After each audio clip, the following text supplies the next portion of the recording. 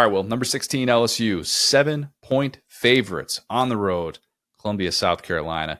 South Carolina hosting College Game Day. How about it? Love to see it. Absolutely love to see it. The over-under I have is 110 degrees at kickoff. Probably take the under. Maybe. As Marler always says, Columbia, South Carolina, hottest place on earth. It is. Mm-hmm. The alternate over-under that I had for this one was 3.5 shirts that Herb Street's going to sweat through. Yeah. They got to get Ben the dog, the water situation on him going if it's going to be that hot, all right? Yeah, I'll be interested to see what his accommodations are because I'm not hating on Ben and his desire to sleep in the booth. Look, it's been a long day for Ben, probably been on his feet, probably getting a lot of boops. Fully understand that's a lot to go through for a dog being in the spotlight. Maybe he's an introvert. We don't even know if Ben's an introvert or an extrovert. Not really. Mm-hmm. I think he's going to have to get some serious love, some UGA level accommodations to be able to stay cool because that is not for the faint of heart, Columbia, just in general. So, yeah.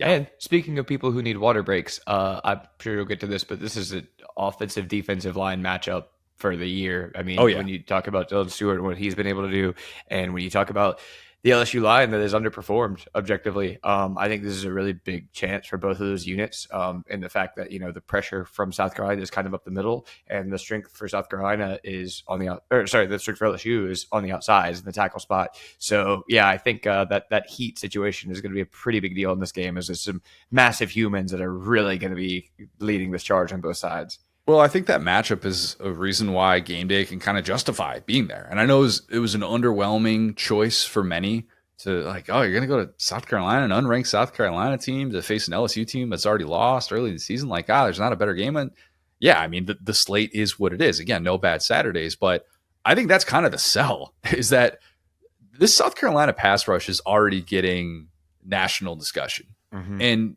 what I think is so fascinating is that this team has just not had an early season identity in a long time, a really long time.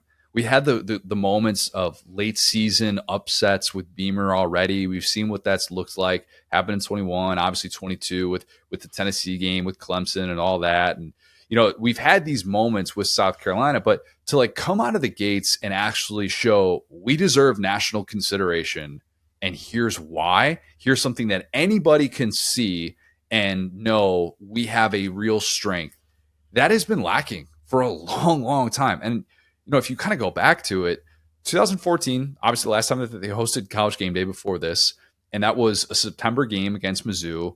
And South Carolina is on the heels of 3 consecutive top 10 finishes with Spurrier. It's the golden era of South Carolina football. And even though it's first season post Jadeveon Clowney, you're kind of thinking, all right, you could still kind of continue this. They started off in the top 10. They lose that game to open the season to Kenny Trill, Texas A&M, but they bounce back by beating Georgia. And it's like you're on the board. You're right on the cusp of being a top 10 team again, maybe compete for a division title, all these different things.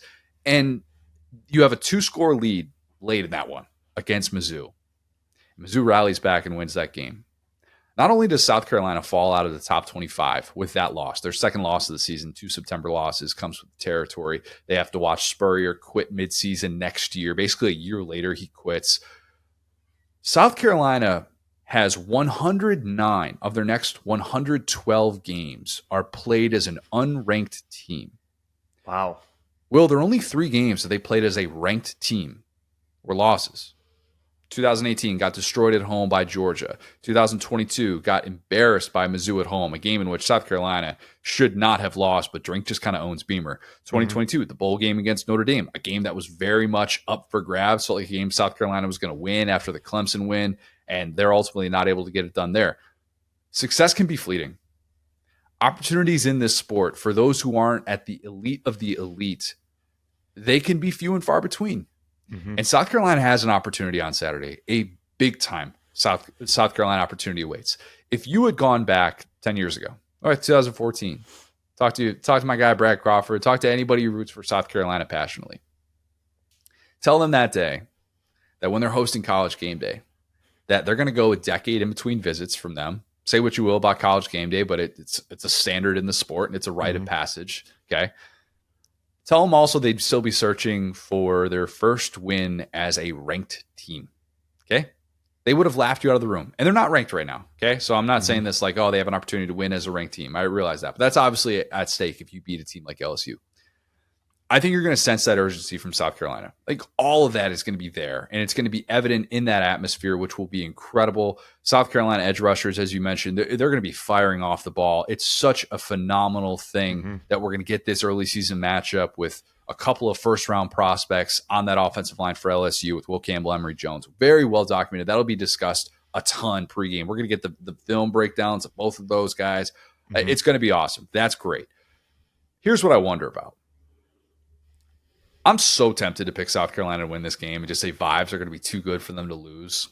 But the matchup that I would fear, and this is what makes this LSU team a little bit different than last year's, I think Blake Baker scheming against a South Carolina offense that hasn't been particularly good yet, that's the biggest mismatch in this game. So I'm going to somewhat reluctantly pick LSU, despite the fact that vibes will be high, no doubt about it. I think the LSU ground game, dare I say, gosh, I'm saying this with a little bit too much blind faith. I'm going to say that the LSU ground game finds some success with maybe a bit of tempo. Breakout Caleb Jackson game comes. He gets a little bit more run. He hasn't gotten enough run yet, in my opinion, the first part of the season. Correct. A lot of quick hitters in the passing game. Yeah. I think LSU wins this one 28-17. Am I crazy?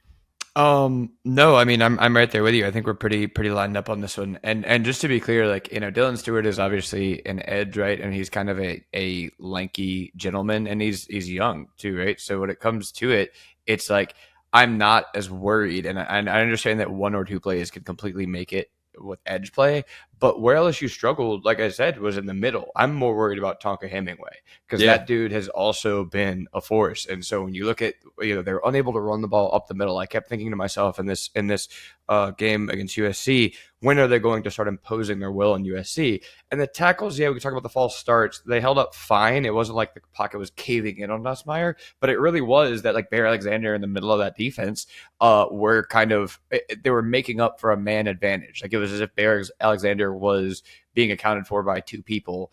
And like the interior guys were getting through kind of despite what the tackles were doing, and the tackles weren't doing enough to where they could just run outside.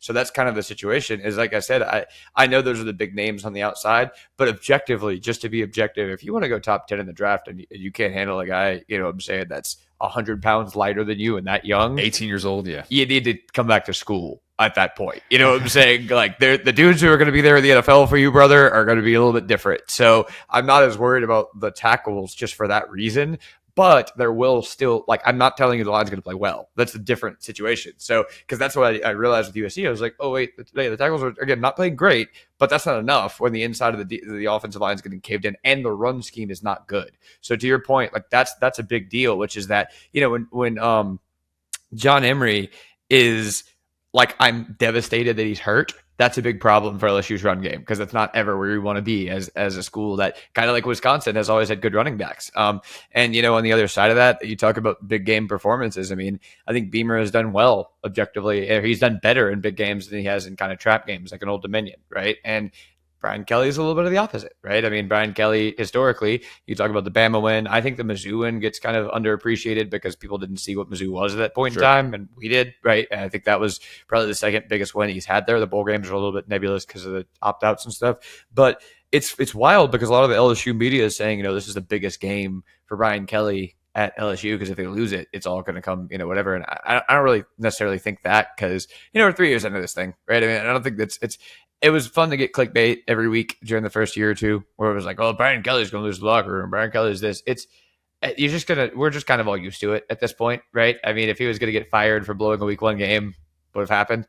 So I think that this is a big moment for South Carolina, though, for sure. You know what I'm saying? Because this is the type of a win that would save Beamer's job. I mean, off rip, it's almost like it wouldn't matter what would happen after that. If you beat Kentucky and then you beat LSU, you can do what he did in 2022 and beat Tennessee and Clemson, and the rest of the season is just fun, right? And so it doesn't matter that you get cooked by, Florida or whatever that year. Nobody remembers that. They just remember the big wins. So that's a great place to be if you're South Carolina. And, we talked about their kind of key here being unlocking these swamp monsters. They're going to have 2 or 3 of these guys a year. Nick Harbor has still not gotten going yet. I'll tell you whose DBs won't account for him on every play.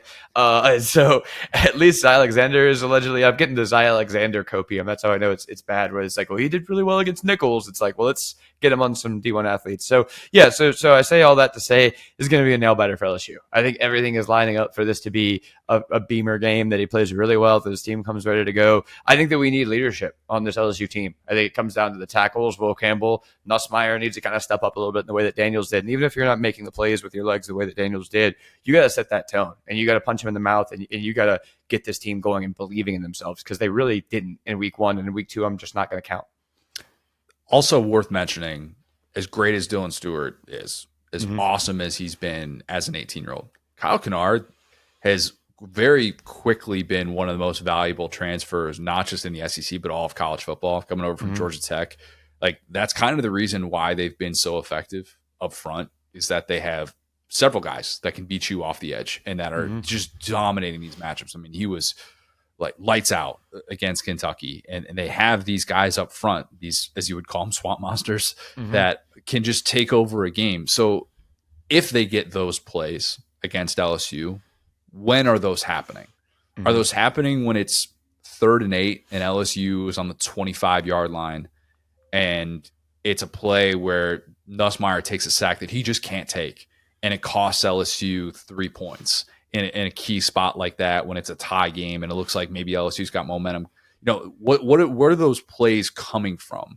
Are they coming, early on when the crowd is just hype and it's like, all right, you get them kind of behind the sticks and it's going to be more of a dogfight down to the wire? Or are you, as a unit, capable of bringing this for 60 minutes? That's the question that I think South Carolina needs to answer. And, obviously they answered it in spades against Kentucky. There was really no doubt about it from start to finish. But against a team like LSU that I think is going to be conditioned pretty well to handle this, Will Campbell, Emory Jones, those guys aren't exactly taking a lot of plays off, stepping off the field. They kind of know what it's like. All right, you're going to be on the field every single down. Like, you're not just going to get subbed out or anything like that. I'm fascinated to see that dynamic, and it's going to be a pressure cooker game for Brian Kelly if this is close late, and all those questions will be asked.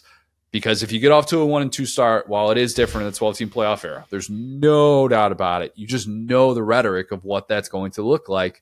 Of, oh my God, Brian Kelly's not even beating South Carolina anymore. LSU regression year 3. That's something that can be a discussion if they obviously lose this game, and if they lose this game convincingly. Yeah, absolutely. And something else too is that, I mean, Nussmeier has been surgical so far, which is really good. What I expected to see. And it's not just how he's looked. It's not just the stats, but it's how he's looked. The fact that I was ready to live with Nussmeier taking too many risks and having bad turnovers. And I mean, that pick at the end of the USC game was so fake, right? Because it was just like a heave at the end of the game. But point being, I do expect 1 to 3 of those plays in this game. I think there will be, he gets hit, there's a batted ball, something like that, exactly what you just said. But I also think, and I know we can get out of this one, but it's game day. I mean, this is kind of a big matchup, right? I also am very interested to see how Harold Perkins matches up with this run game. Yep. And with kind of like the way that, how am I blanking on their quarterback right now? Our boy, man. Lenore Sellers. Yeah. The first name always gets me. So like, that's a guy that if you can take away his legs, he's not as effective, right? And that can take some of that pressure off of your defensive backs. So I think that Harold Perkins, actually, I'm not like, a lot of people talk about Harold Perkins. I pretty much discounted him last year. Like, I was just like, we just don't know how to use this guy. This is a game that like we really need Harold Perkins as like LSU needs Harold Perkins, not we, but like LSU needs Harold Perkins because as a QB spy, as that's what they didn't do against Millwall last year. And Sellers is just not advanced enough as a passer to allow that to happen. So if you're LSU, you have these veterans, say what you will, on defense. Harold Perkins has been through the wars. He needs to be able to take that matchup personally and not let them get these chunk plays on the ground for sure. LSU last year, really anytime they've been bad in the 2020s defensively, we've talked about just guys running wide open in the defensive backfield. Lenore Sellers still has a long way to go as a passer. The thing that he showed he can do against Kentucky was take advantage of some of those coverage busts. Yep. If LSU has those in a game like this, Lenore Sellers, I would think, would be able to take advantage of some of that stuff. So it's not to say that that he's just a guy that's going to be overwhelmed and there's going to be nothing that he can do. That's got to be taken care of. And on if it's that Nick LSU Harbor, defense. get that kickoff return team ready, buddy, because it's gonna be a score. Nick Harbor, gosh, just give me 3 defensive pass interferences forced. Let's start tracking those instead of catches for Nick Harbor, because that might be or tackles. He's got more tackles right now. He's got 2 tackles and what? Yeah, I think he's got 1 DPI forced and 0 catches on the season. So I need an 8K camera on Sage Ryan for this whole game as he tries to cover. Do you want that, Will? Yes, I do. It would be so funny. As long as Brian Kelly sees what I see. Anyway. Yeah.